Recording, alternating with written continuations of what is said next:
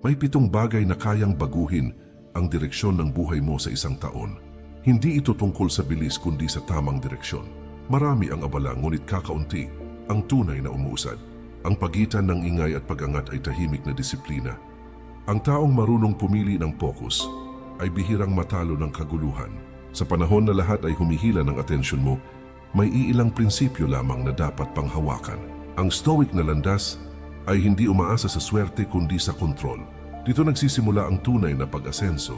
Kaibigan at kapatid, muli, inaanyayahan kita na mag-subscribe sa ating channel para lagi kang updated sa mga bagong videos na aking gagawin at pakishare na din ito sa iyong mga kaibigan at tayo nang baguhin ang pananaw natin sa buhay. Sinabi ni Marcus Aurelius na ang kalidad ng buhay ay direktang kaugnay ng kalidad ng mga gawain na inuulit araw-araw. Ang karunungang ito ay simple, ngunit mabigat sa responsibilidad. Ang tanong ay kung handa kang mamuhay ayon dito. Ang taong may malinaw na pamantayan ay hindi basta nadadala ng emosyon. Ang lakas ay hindi palaging maingay at ang disiplina ay hindi palaging nakikita. Sa likod ng bawat tahimik na tagumpay ay may malinaw na focus. Ito ang uri ng lakas na tumatagal kahit magbago ang panahon. Sa video na ito ilalatag ang 7 focus na may kakayahang patibayin ang isip at pagkatao. Hindi ito mga uso, kundi mga haliging na subok ng panahon.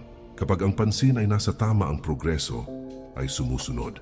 Manatili hanggang dulo at hayaang ang mga prinsipyong ito ang humubog sa susunod mong hakbang. Number 1, ganap na kontrol sa sarili. Ang pundasyong ito ang pinagmumulan ng lahat ng anyo ng pag-asenso na tumatagal kahit magbago ang panahon at sitwasyon. Kapag walang kontrol ang isip, madaling agawin ng emosyon ang direksyon ng buhay at ilihis ito palayo sa tamang landas. Sa pananaw ng Stoic, ang bugso ng damdamin ay pansamantala at hindi dapat maging gabay ng kilos. Mas pinipili ang pagkilos ayon sa mga prinsipyong matibay at napatunayan na ng karanasan at panahon. Sa ganitong ugat umuusbong ang tahimik, ngunit matibay na lakas na hindi kayang yumanig ng kaguluhan. Ang araw-araw na disiplina ang unang anyo ng kapangyarihan na may malalim na epekto sa pagkatao. Hindi ito lantad sa paningin ng marami at hindi rin naghahangad ng pagkilala o papuri. Isinasagawa ang disiplina sa mga sandaling walang nakakakita at walang umaapresya. Sa mga oras na may sapat na dahilan para sumuko, mas pinipiling manatili sa tamang kilos at asal. Sa prosesong ito, unti-unting hinuhubog ang matatag at maasahang pagkatao na kayang tumagal sa pagsubok. Maraming tao ang bumabagsak, hindi dahil kulang sa kakayahan, talino o pagkakataon. Ang tunay na dahilan ay kakulangan sa pagpipigil sa sarili. Kapag emosyon ang nangingibabaw, ang isang maling kilos na inuulit araw-araw ay dahan-dahang nagiging ugali. Sa paglipas ng panahon, ang ugali ay nagiging karakter na mahirap nang baguhin. Mula sa karakter nagmumula ang direksyon at magiging bunga ng buong buhay. Ang kontrol sa sarili ay malinaw na pagpili ng pangmatagalang kapakinabangan kaysa panandaliang aliw na mabilis maglaho. Hindi lahat ng nagbibigay saya sa kasalukuyan ay may dalang tunay na halaga sa hinaharap. Hindi rin lahat ng mabigat at mahirap ay hadlang sa pag-unlad ng isip at pagkatao. Ang pagtitiis ngayon ay nagiging puhunan para sa mas malawak na kalayaan at katahimikan sa mga darating na taon. Sa ganitong landas naglalakad ang taong may malinaw na pananaw, malinaw na layunin at matibay na loob.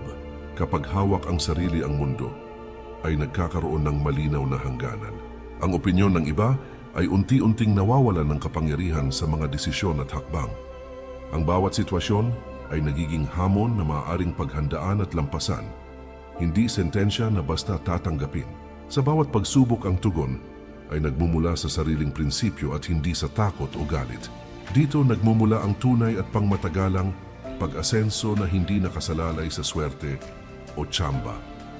Number 2, malinaw na paghihiwalay ng kontrol at hindi kontrolado. Ang malinaw na pag-unawa sa saklaw ng kontrol ang nagiging ugat ng katahimikan at tibay ng loob. Kapag inuubos ang lakas sa mga bagay na hindi kayang baguhin ng isip, ay mabilis mapagod at malito.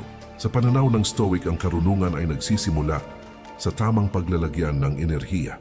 Mas pinipiling ito ng lakas sa sariling kilos pa siya at asal na tunay na napamamahalaan. Sa ganitong pagtingin, nababawasan ang ingay at lumilinaw ang direksyon ng buhay. Ang sariling reaksyon, ang tunay na teritoryo ng kapangyarihan ng isang tao. Ang opinyon ng iba ang takbo ng mundo at ang resulta ng maraming bagay ay wala sa ganap na kontrol. Kapag malinaw ang hangganang ito, ang emosyon ay hindi na basta hinihila ng bawat pangyayari. Ang galit at pagkabalisa ay unti-unting nawawala dahil wala ng maling inaasahan. Sa halip, ang loob ay nananatiling matatag kahit magulo at pabago-bago ang paligid. Maraming tao ang nauubos dahil pilit kinokontrol ang mga bagay na hindi naman kanila. Ang bunga nito ay pagkapagod na walang kapalit at sama ng loob na walang patutunguhan. Sa Stoic na landas, ang pagtanggap ay hindi pagsuko kundi malinaw na pagkilala sa realidad. Ang pagtanggap ay nagbibigay ng espasyo upang makakilos ng mas maayos at mas epektibo. Mula sa puntong ito, nagsisimulang mabuo ang tunay na kapanatagan. Ang pagtuon sa kontrolado ay nagbibigay ng malinaw na direksyon sa bawat araw. Ang pansin ay inilalagay sa pagpapabuti ng sarili, hindi sa paninisi o paghahambing. Ang bawat kilos ay nagiging sinasadya at hindi bunga ng emosyon. Ang progreso ay masusukat dahil malinaw ang pamantayan at layunin. Sa ganitong paraan ng buhay ay nagiging mas simple ngunit mas may lalim. Kapag tinanggap ang hangganan ng kontrol ang isip, ay nagiging mas payapa at buo. Ang problema ay nagiging gawain na maaring harapin hindi pasaning emosyonal. Ang kabiguan ay nagiging aral na nagpapalakas, hindi sugat na paulit-ulit binubuksan. Ang tagumpay ay tinatanggap ng may kababaang loob at hindi pagmamataas. Dito nahuhubog ang lakas na hindi kayang yumanig ng kapalaran o opinyon ng mundo. Number 3, pagpapahalaga sa oras at panahon. Ang bawat sandali ay yaman na hindi na maibabalik. At ang wastong paggamit nito ay nagtatakda ng direksyon ng ating buhay. Kapag pinahalagahan natin ang bawat minuto, nagiging malinaw ang ating layunin at nakikita natin ang tunay na mahalaga sa pag-unlad. Ang oras ay hindi naghihintay at ang bawat pagkaantala ay nagiiwan ng puwang para sa panghihinayang sa hinaharap. Ang wastong paglalaan ng panahon ay pundasyon ng disiplina at karunungan na nagtataguyod ng mas matatag na pagkatao. Seneca ay nagsabi na ang oras ay buhay at ang nasasayang na sandali ay nasasayang ang buong buhay. Ang pagpapahalaga sa oras ay higit pa sa pamamahala ng gawain. Ito ay pagtutok sa bagay na nagbibigay halaga sa ating buhay. Kapag nauunawaan natin ang limitasyon ng bawat sandali, nagiging mas maingat tayo sa desisyon at mas pinipili ang makabuluhang bagay. Hindi dapat lumipas ang araw ng walang saysay sapagkat ang walang kabuluhang pagkilos ay nagiiwan ng panghihinayang. Ang karunungan ay natututo mula sa oras at ang pagtanggap sa limitasyon nito ay nagbubukas ng pinto sa malinaw na pag-iisip. Si Marcus Aurelius ay nagsabi na bawat sandali ay pagkakataon upang mamuhay ng may karunungan. Kapag nauunawaan ang kahalagahan ng oras, natututo ang tao na mamuhay ng may intensyon at hindi pabaya sa walang saysay na bagay. Ang bawat minuto ay may potensyal na magdala ng tagumpay o pagkatalo. At ang wastong paggamit nito ay nagtatakda ng direksyon ng ating buhay. Ang wastong paggamit ng oras ay pundasyon ng matatag na pagkatao at malinaw na pag-iisip. Ang disiplina sa oras ay nagpalalakas ng loob at pagpapatalino sa sarili sa bawat hakbang. Si Epictetus ay nagpaalala na hindi ang haba ng taon ang mahalaga, kundi kung paano mo ginugol ang bawat araw. Ang oras ay salamin ng ating pagpapahalaga sa buhay, at bawat sandali na ginugol ng may layunin ay nagiiwan ng bakas ng karunungan. Kapag ginugol natin ang sandali ng may intensyon, nagiging mas makabuluhan ang ating pagunlad at karanasan. Ang bawat hakbang na may direksyon ay nagtuturo sa atin ng disiplina at kakayahang harapin ang hamon ng may kapanatagan. Ang pagtutok sa mahahalaga kaysa sa distraksyon ay nagbubukas ng pinto sa tunay na karunungan. Number 4, pagpapaunlad ng katahimikan ng isip. Ang katahimikan ng isip ay hindi kawalan ng damdamin kundi kakayahang manatiling kalmado kahit sa gitna ng kaguluhan at hamon. Kapag natutunan nating pamahalaan ang emosyon at hindi hayaan kontrolin tayo ng galit o takot, nagiging mas malinaw at matatag ang ating mga desisyon. Ang kapayapaan ng isip ay nagbibigay daan sa mas malalim na pag-unawa sa sarili at sa mundo at tumutulong harapin ang problema ng may tapang at karunungan. Ang pagpapaunlad ng katahimikan ay pundasyon ng disiplina sa sarili at nagpapalakas ng loob sa bawat hakbang sa buhay. Si Marcus Aurelius ay nagsabi na ang tunay na kalayaan ay nagmumula sa kontrol sa isip at hindi sa panlabas na bagay. Ang katahimikan ng isip ay nagmumula sa pagtanggap ng mga bagay na hindi natin kontrolado habang buong tapang hinaharap ang kaya nating baguhin. Kapag nanatili tayong mahinahon sa kaguluhan, mas nagiging malinaw ang ating desisyon at mas tumitibay ang ating karakter. Ang disiplina sa isip ay proteksyon laban sa stress at pagkabalisa at nagbubukas ng pinto sa mas malinaw na pananaw sa buhay. Ang bawat araw na pinapalakas natin ang isip at pinapanatili ang kapayapaan nito ay nagdadala ng mas matatag na pagkatao. Si Epictetus ay nagsabi na ang katahimikan ng isip ay hindi nakukuha sa panlabas na bagay, kundi sa sariling pananaw at kontrol sa sarili. Kapag naunawaan ang kahalagahan ng katahimikan, natututo ang tao na harapin ang hamon ng may tiwala sa sarili at malinaw na layunin. Ang bawat sandali ng kapayapaan ng isip ay nagbibigay lakas upang gumawa ng tamang hakbang at humarap sa pagsubok ng may kapanatagan. Ang katahimikan ay nagtuturo ng tunay na disiplina at karunungan at tumutulong maiwasan ang mga aksyon na walang saysay. Kapag nakatutok tayo sa pagpapalakas ng isip kaysa sa labis na distraksyon, nagiging malinaw ang direksyon ng buhay at mas makabuluhan ang karanasan. Number 5. Pagtutok sa kalusugan ng katawan at isip. Ang kalusugan ng katawan at isip ay pundasyon ng matagumpay at makabuluhang buhay. Sapagkat kapag maayos ang isa, mas nagiging handa tayo sa anumang hamon. Kapag binibigyang pansin natin ang pisikal at mental na kalagayan, nagkakaroon tayo ng enerhiya at malinaw na pag-iisip para sa tamang desisyon at aksyon. Ang katawan at isip ay magkaugnay at ang pangangalaga sa isa ay nagdudulot ng balanseng lakas at katahimikan sa kalooban. Ang disiplina sa pagkain, ehersisyo at mental na pag-aalaga ay nagtuturo sa atin ng pasensya at determinasyon sa lahat ng aspeto ng buhay. Si Epictetus ay nagsabi na ang pag-aalaga sa sarili ay hindi kayabangan, kundi tanda ng karunungan at respeto sa buhay na ipinagkaloob sa atin. Ang pagtutok sa kalusugan ay higit pa sa pisikal na anyo. Ito ay paghubog ng kakayahan upang mas maayos nating harapin ang hamon at oportunidad ng buhay.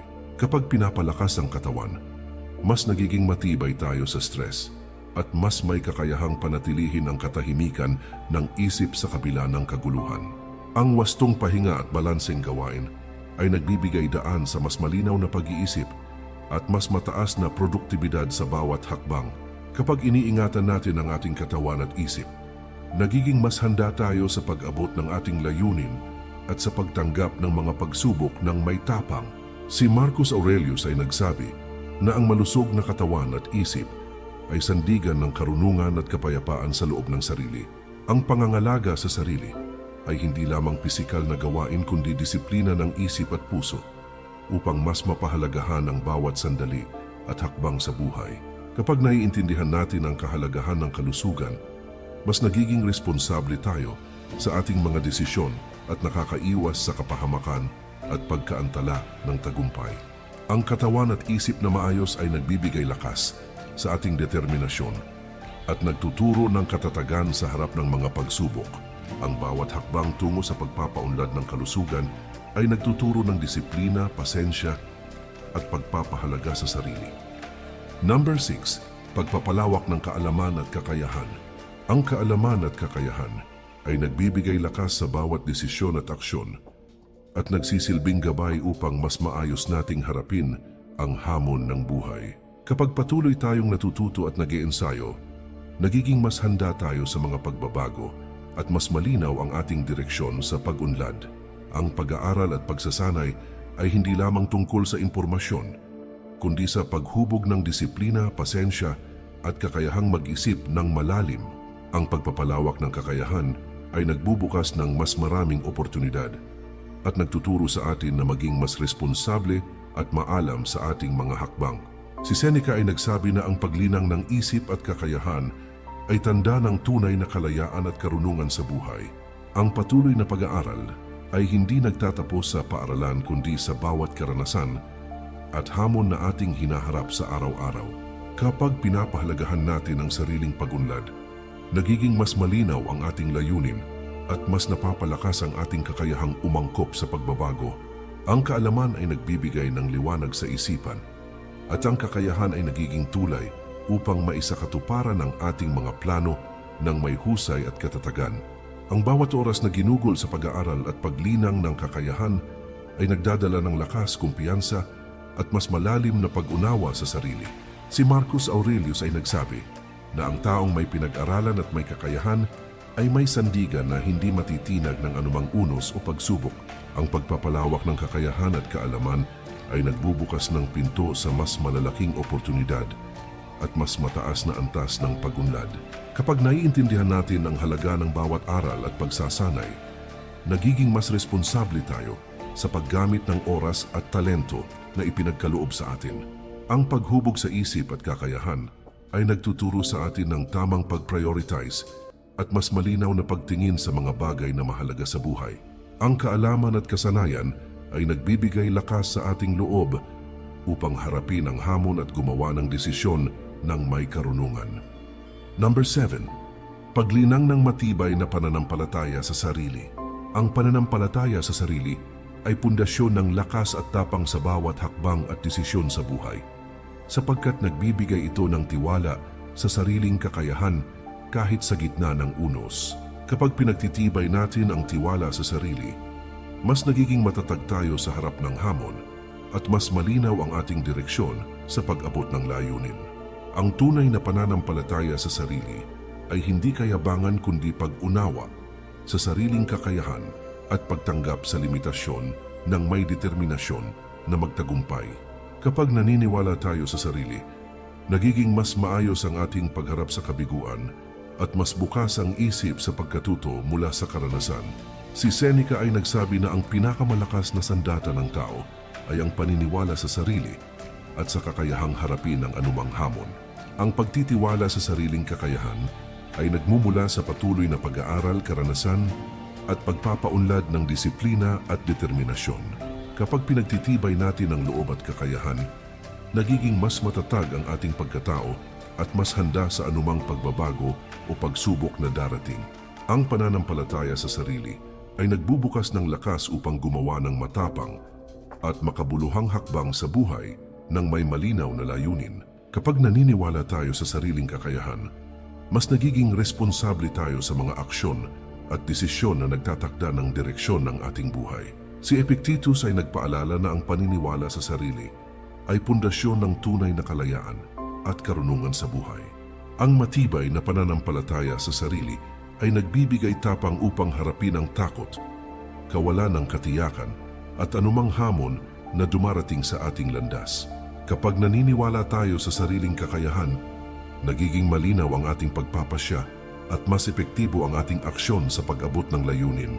Ang pagtitiwala sa sarili ay nagtuturo ng determinasyon at disiplina sa bawat hakbang at nagbubukas ng pinto sa mas mataas na antas ng paglago.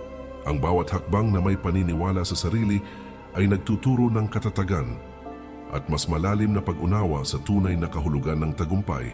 Si Seneca ay nagsabi na ang paniniwala sa sariling kakayahan ay sandigan ng lakas at tunay na karunungan sa buhay.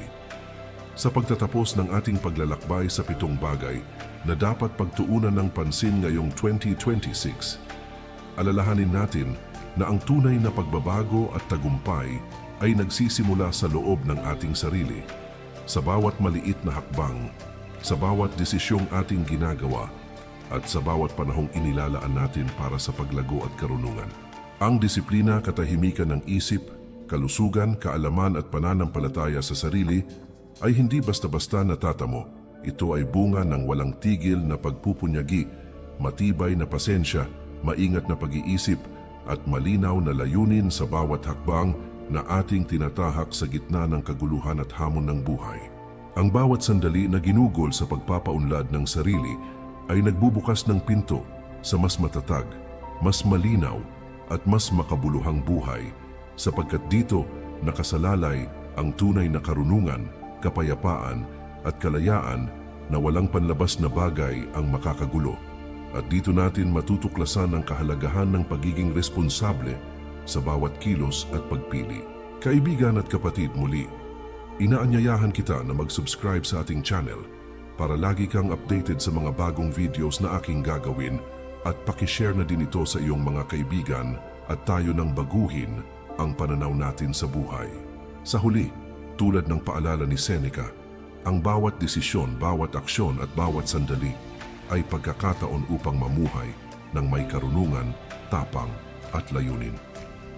Ang bawat hakbang na may malinaw na intensyon ay nagbubukas ng pinto sa tunay na tagumpay, hindi sa yaman, papuri o panlabas na tagumpay kundi sa katahimikan, dignidad at kaganapan ng ating sarili bilang tao na may kontrol sa isip, puso at katawan.